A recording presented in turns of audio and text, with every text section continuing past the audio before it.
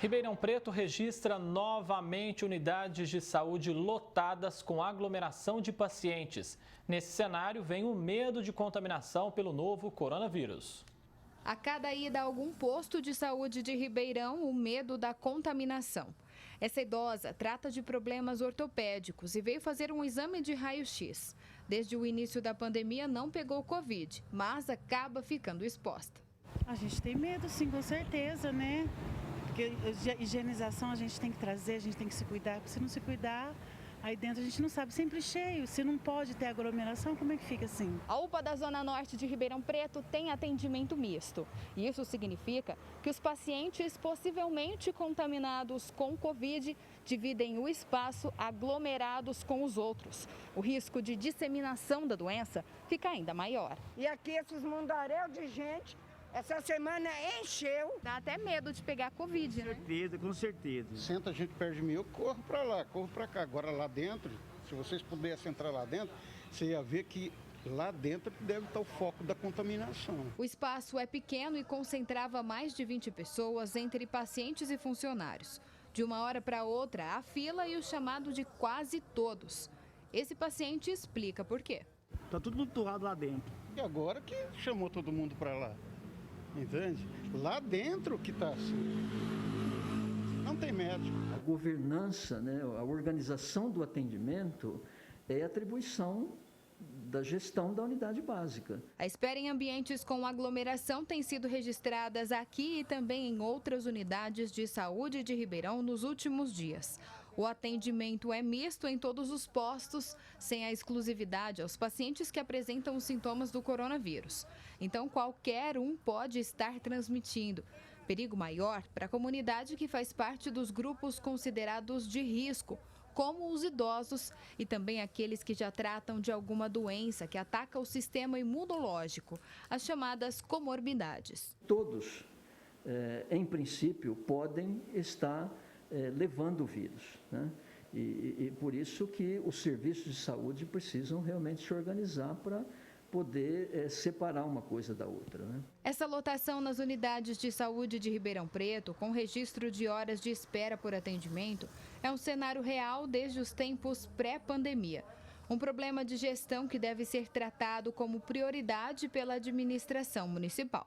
Manter o distanciamento dos usuários que procuram as unidades. Criar já no início, no que chamam de pré-consulta, na recepção, um acolhimento e avaliação de risco, ver quem pode estar com a doença, de quem não pode. Elas vão precisar, inclusive está sendo estimulado a retomarem suas rotinas médicas. Então, o município tinha que ter planejado isso. O membro da Comissão do Direito em Saúde da OAB fala sobre os direitos dos usuários, que devem ser prezados pela gestão pública. E, por exemplo, todo cidadão tem direito a um tratamento adequado e afetivo para o seu problema de saúde. Aí eu lhe pergunto, numa crise sanitária dessa, será que seria razoável faltar, por exemplo, elementos para higienizar a mão dentro de uma unidade básica de saúde? A cidade reativou o polo Covid na unidade de pronto atendimento da Avenida 13 de Maio. Mas o médico especialista em gestão pública fala que a responsabilidade segue a mesma. Todos os pontos do sistema de saúde precisam aprender a lidar com pacientes que podem ser portadores ou então estar com sintomas e que procuram serviços, né? Thaís Mantoani para o Jornal da Clube. Apesar da reportagem mostrar aí uma aglomeração na UPA Norte, a Secretaria da Saúde se limitou a responder que sem a identificação do paciente em questão não é possível que a pasta faça uma avaliação e que todas as unidades de saúde da cidade seguem rigorosamente todos os protocolos. Agora a Gislene Lopes está de volta e tem mais informações. Gislene. André, é uma situação preocupante que precisa ser resolvida, mesmo porque a gente percebe que a estrutura de agora não é a mesma de meses atrás. Quem conversa com a gente é Rafael dos Anjos, especialista em administração pública. Rafael, a Prefeitura precisa se sentir obrigada a tomar uma atitude. Boa tarde. Boa tarde, Gislene. Boa tarde, André. Boa tarde a todos vocês que nos assistem do Jornal da Clube. Sim, a Prefeitura precisa começar a aumentar o número de leitos. A gente sabe que existe uma certa flexibilidade na contratação. A rede privada de Ribeirão já mostrou que tem essa capacidade de oferecer para a Prefeitura, tão logo seja necessário, mais leitos, e isso precisa ser feito, porque senão a gente pode regredir ainda mais no Plano São Paulo. E a administração corre o risco de ser uma das principais disseminadoras do vírus e essa responsabilidade está clara.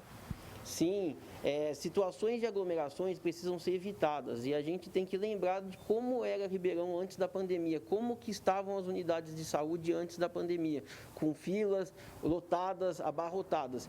Então a gente precisa pensar uma forma disso não acontecer novamente, de ter uma racionalidade nisso, de aumentar o fluxo de atendimento, para que não seja um fator de disseminação ao invés de tratamento e de possibilidade de cura.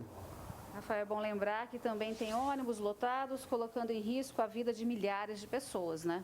Sim, a gente tem que pensar, o poder público não pode se eximir da sua responsabilidade. Não adianta só jogar a culpa na população a todo momento. A população não aceita mais esse tipo de discurso, a gente já está calejado para isso.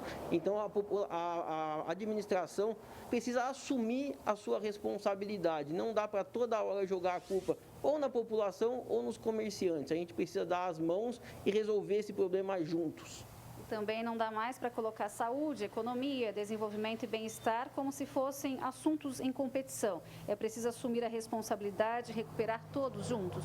Sim, a gente precisa recuperar o equilíbrio no discurso. A gente teve discursos inflamados tanto para um lado como para o outro. É extremamente importante que venha, se senta à mesa e converse e resolva isso da melhor forma possível. Não dá mais para ser usado como palanque político uma situação tão difícil. E o que a gente sabe que a história nos mostra é que regimes totalitários sempre se utilizaram do medo coletivo para poderem avançar. E esse medo coletivo precisa cair por terra. A gente precisa enfrentar esse problema de frente. A UPA da 13 voltou a ser exclusiva para a Covid, mas ao redor da cidade o risco de misturar infectados com não aumenta. A Prefeitura tem recursos à mão para resolver isso?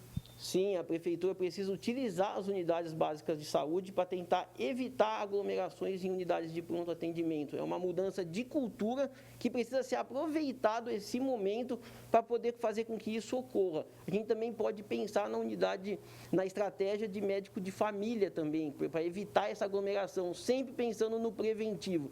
Então vai ter que ser um trabalho cultural. A pandemia trouxe algumas coisas difíceis, um momento muito ruim para a população, com diversas doenças até de incapacidade mental que está refletindo na população, mas também trouxe oportunidades. E uma oportunidade é essa, repensar o uso da unidade de pronto atendimento para caso de urgência e emergência e valorizar a atenção básica para evitar isso e começar a tratar o problema no começo ou antes que ele ocorra.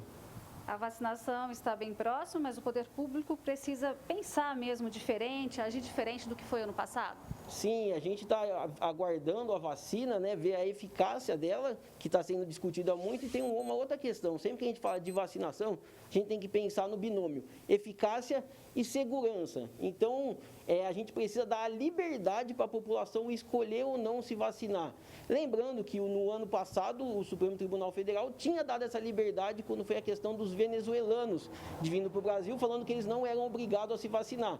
A gente espera que essa decisão seja mantida, que a população tenha a faculdade de escolher e assumir os riscos, se é seguro ou não se vacinar, sem qualquer inflamação de discurso político.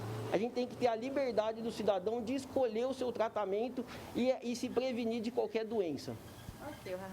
Ok, Rafael, muito obrigada pela sua entrevista e daqui a pouco a gente volta com outras informações. É com você, André. Obrigado, Gislene Lopes, até já.